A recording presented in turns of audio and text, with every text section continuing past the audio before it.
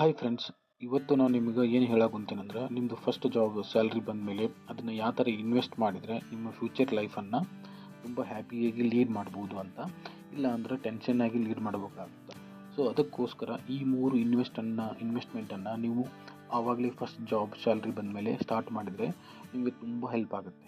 Okay, ಆ 3 investment ಯಾವಂದರೆ, first ನಿಮ್ಮ job ಸೇರಿದ ಮೇಲೆ ಟರ್ಮ್ ಇನ್ಶೂರೆನ್ಸ್ ಮತ್ತು ಹೆಲ್ತ್ ಇನ್ಶೂರೆನ್ಸನ್ನು ಬೈ ಮಾಡಬೇಕು. ಓಕೆ, ನೆಕ್ಸ್ಟು ನೀವು ಇನ್ವೆಸ್ಟ್ಮೆಂಟನ್ನು ಮ್ಯೂಚುವಲ್ ಫಂಡ್ಸಲ್ಲಿ ಅಥವಾ ಡೈರೆಕ್ಟ್ ಸ್ಟಾಕ್ಸ್ ಮಾರ್ಕೆಟಲ್ಲಿ ಇನ್ವೆಸ್ಟ್ ಮಾಡ್ಬೋದು.